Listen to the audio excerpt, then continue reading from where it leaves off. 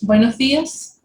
Ante todo quisiera saludar y felicitar a las doctoras Ana Nucete y Rosiris Fernández por el esfuerzo realizado para que estas jornadas se llevaran a cabo en honor a Alonso y, por supuesto, les agradezco la invitación. Yo voy a hablar de un tema, de un motivo de consulta que es frecuente, de manejo diario, el niño que vomita, pero que en ocasiones, en el contexto de un cuadro clínico, nos puede crear problemas para el diagnóstico diferencial y sobre todo para llegar a su etiología.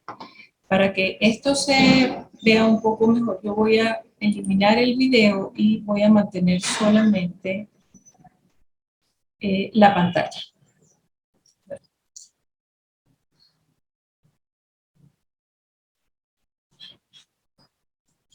Se ha considerado al vómito un mecanismo de defensa del organismo frente a múltiples agresores. Por lo tanto, va a estar desencadenado por múltiples estímulos. Es un síntoma inespecífico que puede tener su origen en el tracto gastrointestinal o puede ser la expresión de un trastorno sistémico y es la manifestación de una amplia gama de patologías, como pueden ser unas muy leves, otras muy severas, y el médico tratante tiene que estar en capacidad de conocer múltiples causas de vómitos para llegar a un diagnóstico diferencial y evitar las complicaciones. Se ha definido como la expulsión forzada del contenido gástrico y duodenal a través de la boca o la nariz, generalmente precedido de náuseas y que se acompaña de manifestaciones vagales como palidez, sudoración, frialdad, y que debemos diferenciar de las regurgitaciones como las observadas en el reflujo, precisamente en que no son forzadas, no van precedidas de náuseas y no se acompañan de estas manifestaciones vagales. Y por supuesto de la rumiación, de la cual hablaremos posteriormente. Hasta ahora existen 4 vías fisiológicas conocidas que desencadenan vómitos. La vía de las toxinas que viajan por sangre, la vía del movimiento, la vía de respuesta a las emociones y la vía mecánica, que tiene su origen en mecano y quimioreceptores que se encuentran en las paredes de los órganos del tracto digestivo. Pero la importancia de esto es que en todas estas vías hay receptores que van a responder a la presencia de neurotransmisores como la serotonina, dopamina, acetilcolina y sustancia P, y que estos receptores se van a convertir en un sitio diana para la acción de fármacos antieméticos. Entonces, el conocer cuál vía es la que está activada en determinado proceso de vómitos nos va a facilitar a decidir qué tipo de tratamiento vamos a colocar y también qué patologías están relacionadas con esa vía. Hay algunos puntos que son fundamentales en el interrogatorio para llegar a un diagnóstico diferencial, como pueden ser la edad de comienzo, muy importante, la edad de recién nacido, el tiempo de evolución, ya sean agudos o crónicos, y la característica de los vómitos que debemos evaluarlas a través de un interrogatorio dirigido. La repercusión en la nutrición, si hay síntomas asociados, diarrea, fiebre, o cursa durante procesos intercurrentes como cuadros virales, y en relación con la alimentación, si ese paciente está hiporéxico, si tolera sólidos, si esos vómitos son postprandiales inmediatos o tardíos. Todo eso nos lleva a orientarnos. El enfoque diagnóstico va a depender específicamente de la edad. Y en base a eso podemos dividir en grupos entre recién nacido y 3 meses hasta los 4 años y 4 años a adolescentes, en base a que las patologías que se presentan son más o menos similares. Van a existir una serie de causas agudas de vómito que van a ser del manejo más pediátrico y de alguna de las especializaciones. Y esas causas las vamos a excluir y nos vamos a dedicar a los vómitos crónicos, persistentes o en aquellos cuadros episódicos, pero que se manifiestan de una manera aguda, recurrente. En el grupo de los recién nacidos a 3 meses tenemos que las causas más frecuentes se relacionan con alteraciones anatómicas del tracto digestivo, errores innatos del metabolismo y comienzan a aparecer las enteropatías alérgicas. Por supuesto, como gastroenterólogos podemos hacer el diagnóstico diferencial con aquellas regurgitaciones de causa fisiológica, las relacionadas con el reflujo o por una técnica de alimentación inadecuada. En las alteraciones anatómicas, generalmente el cuadro de vómitos cursa con distensión abdominal. El inicio de los síntomas es precoz en el periodo neonatal y del lactante. Los vómitos son persistentes, progresivos, van en aumento y asociado a la anorexia y la falla en la ganancia de peso, este paciente se va deteriorando progresivamente. Y cuando aparecen otros síntomas como el dolor abdominal, la fiebre o la rectorragia, ya estamos en presencia de complicaciones de algunas de estas patologías, como la atresia intestinal, la malrotación, el vólvulo, el hilio o tapón meconial, el colon izquierdo hipoplásico o las manifestaciones de la enfermedad de Hirschsprung, entre otras. Importante el antecedente de polidramnios para pensar en estas patologías, ya que en el periodo ya de gestación no había un buen flujo de líquido a través del tracto gastrointestinal.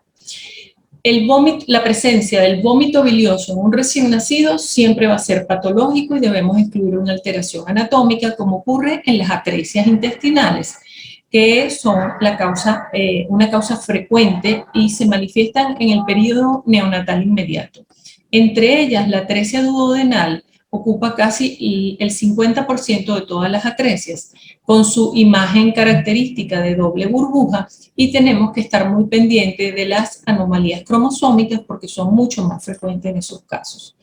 Algunas variantes de esto, como la membrana duodenal, cuyas manifestaciones se van a diferenciar dependiendo del diámetro del orificio que tiene la membrana. Mientras más pequeño es el diámetro, mucho más severas y más precoces van a ser las manifestaciones, y mientras el diámetro es mayor, las manifestaciones van a darse con un poco mayor de tiempo. Por ejemplo, este niño llega hasta los 6 años, pero presentando vómitos desde el segundo día de vida, un niño hiporéxico y con un déficit ponderal importante.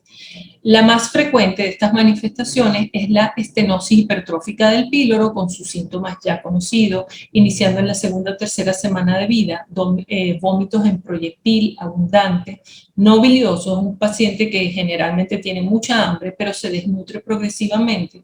En ocasiones no podemos palpar la oliva pilórica, pero sí observamos el peristaltismo gástrico. Disponemos de estudios como la ecografía, con parámetros como la medición del grosor de la pared mayor de 3 milímetros o la longitud del canal, que nos van a dar mayor de 15 milímetros, que van a ser diagnósticos de esta patología, y los hallazgos a nivel radiológico, como esta comunicación filiforme que representa el conducto, el píloro, y la dilatación de la cámara gástrica. Cuando estos pacientes no se diagnostican por alguna razón, progresan y cursan con una falla electrolítica característica, que es la alcalosis metabólica hipoclorémica. Los errores innatos del metabolismo los vamos a sospechar en estos pacientes, en estos recién nacidos lactantes con vómitos recurrentes, que se acompañan de un cortejo sintomático más o menos complejo. Unos cursan con disfunción hepática, entonces tenemos hepatomegalia, aumento de transaminasa, ictericia, colectasis, y otros cursan con encefalopatías agudas o crónicas, entonces tenemos pacientes hiporéxicos, letárgicos, con hipo o hipertonía, con retraso psicomotor y convulsiones. En un recién nacido con vómitos que presenta cualquiera de estas alteraciones bioquímicas, como la acidosis metabólica, como sincetosis, hipoglicemia, hiperamonemia, debemos pensar en un error innato del metabolismo, que aunque se puede iniciar a cualquier edad, cuando se inicia en el periodo neonatal implica gravedad y precisa de un diagnóstico y tratamiento inmediato. En el grupo de los pacientes entre 3 meses y 4 años vamos a ver que se mantienen las mismas causas del grupo anterior, se asocian algunas alteraciones anatómicas adquiridas como la invaginación y comienzan a aparecer las obstrucciones por cuerpos extraños. Mantenemos nuestro diagnóstico diferencial en las regurgitaciones, ahora relacionadas también con la aerofagia y la rumiación. La malrotación intestinal, un cuadro obstructivo, pseudo-obstructivo u obstructivo, de diferentes maneras se puede presentar. Un cuadro agudo o recurrente acompañado de dolor y distensión, que puede presentarse desde la edad recién nacido hasta prácticamente la edad adulta, porque puede pasar desapercibido. Este es un preescolar de 2 años con vómitos desde el primer día de vida, del primer mes, perdón, y cursaba además con distensión y dolor abdominal. Las imágenes características de una falta de la imagen anatómica normal de la sede duodenal, inversión en la posición de las asas yeyunales que ahora están del lado derecho y el ilion del lado izquierdo, y la presencia del ciego en la fosa ilíaca izquierda. Estas malrotaciones también se pueden presentar con vólvulos y en este caso es un cuadro agudo que puede ser catastrófico porque puede cursar con necrosis de la pared.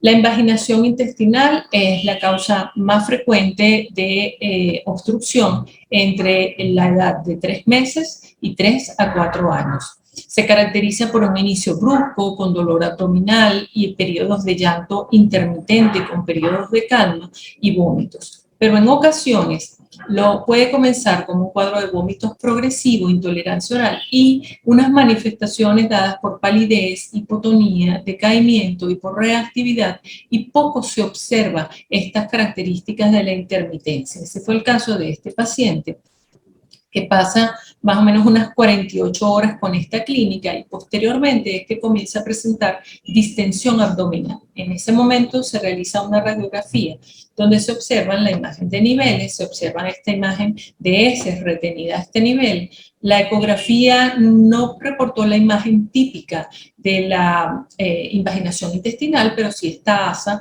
dilatada a nivel del flanco derecho, y a este paciente fue necesario realizarle una tomografía donde sí se observaron las imágenes características y se llegó al diagnóstico de la invaginación intestinal. Y es de hacer notar que cuando estos pacientes presentan la aparición de las heces tipo jalea de Grusella, generalmente ya es un diagnóstico tardío.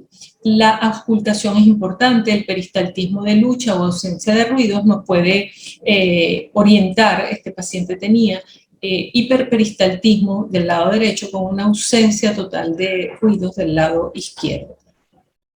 Las enteropatías, generalmente los vómitos cursan con otros síntomas asociados, como puede ser la más común, la alergia a la proteína de leche de vaca o cualquiera de los otros antígenos que la desencadenan, y generalmente con otras manifestaciones que van acompañando a los vómitos.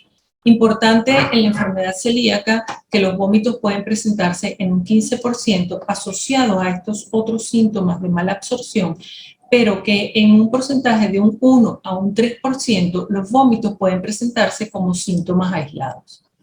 En el grupo de los mayores de 4 años hasta la adolescencia aparecen algunas otras causas en el grupo de los vómitos agudos, y en la parte de los vómitos crónicos, pues las enfermedades gastrointestinales, con todo el complejo sintomático de la enfermedad ulceropéptica, la esofagitis eosinofílica, el hematoma duodenal, importante tenerlo en cuenta cuando hay traumatismos abdominales, las enfermedades biliares y pancreáticas que cursan con vómitos generalmente asociados a dolor abdominal, el síndrome de vómitos cíclicos y la gastroparesia, del cual hablaremos, y persisten como causas la malrotación intestinal y la invaginación, las enteropatías y algunas causas quirúrgicas.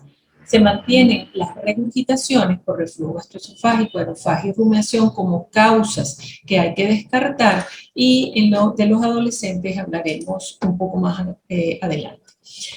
El síndrome de vómito cíclico, con su característica manifestación de que un 75% de los casos pueden ser vómitos nocturnos que se presentan de madrugada o muy temprano en la mañana. Consiste en episodios de vómitos severos y recurrentes con náuseas incoercibles, estereotipados, que generalmente siguen un patrón donde podemos distinguir el pródromo, la fase emética, la fase de recuperación, y pueden tener relación con la migraña, ya sea en el propio paciente o en los familiares, y que cursa con intervalos cambios de normalidad entre las crisis y cuando este paciente se evalúa no hay una causa identificable en las evaluaciones. Por esta razón han sido clasificados dentro de los criterios de Roma 4 como un trastorno funcional. La gastroparesia, que cuando se presenta se convierte en un dolor de cabeza, es importante saber que existen estudios como la gammagrafía de 4 horas, que se ha considerado como el gol estándar para el diagnóstico y se diagnostica cuando hay una retención mayor del 10% del trazador a las 4 horas. En este trabajo, 239 pacientes en edades comprendidas entre 12 años más o menos 4, el 70% resultó del sexo femenino. Y la causa más importante fue idiopática, a diferencia de lo que siempre estamos buscando, que son los cuadros postvirales. En los adolescentes predominó el sexo femenino y síntomas como las náuseas, los vómitos y el dolor abdominal, y en los preescolares y escolares, regurgitaciones y rumiación. Pero lo más importante de este trabajo fue que tuvo un seguimiento largo, más o menos de unos 22 meses, y porcentajes altos como casi 35% no presentaban mejorías en ese tiempo de seguimiento y un porcentaje más o menos similar, 30.3%, podría haber llegado a la mejoría completa, pero hacen la salvedad de que pueden prolongarse por mucho más tiempo y esto es importante tenerlo nosotros presentes. Entre las causas poco frecuentes de vómito podemos resaltar el síndrome de la arteria mesentérica superior, importante que se puede producir en adolescentes cuando hacen ese estirón y crecen de una manera muy rápida o cuando hay una pérdida de peso brusca, ya que se pierde un cojinete de grasa que se observa alrededor de la arteria mesentérica y estas pueden llevar a una obstrucción a nivel de la tercera porción del duodeno, comprimiendo al duodeno entre la arteria y la columna y se manifiestan por náuseas y vómitos importantes y un dolor abdominal severo porque es de tipo isquémico. La hernia hiatal congénita gigante, pues en casos de esófago corto que traccionan el parte del estómago hacia el tórax y se manifiestan por náuseas, vómitos y una hiporexia bien importante. En cuanto a los besoares, por supuesto que se van a presentar por vómito. Lo traía porque me llamó la atención en este trabajo que ellos planteaban el retirarlos, pero después llegan a la conclusión de que solamente retirarían los fitobesoares y para un tratamiento endoscópico y el resto sería de tratamiento quirúrgico. Otras causas de vómitos recurrentes, los cuales se asocian con una pérdida de peso importante, lo veríamos en la calasia, en el cual el paciente devuelve alimentos no digeridos que tienen la característica de que son predominantemente nocturnos. Algunas esterosis esofágicas, aunque predominantemente cursan con disfagia, también puede haber vómitos, los cuerpos extraños que dependiendo del sitio donde esté son alimentos que ni siquiera llegan a ser deglutidos o alimentos que se van a devolver porque no hay paso similar a lo que ocurre en las obstrucciones del tracto de salida gástrico. Con respecto a los adolescentes, el síndrome de hiperemesis cannabinoide.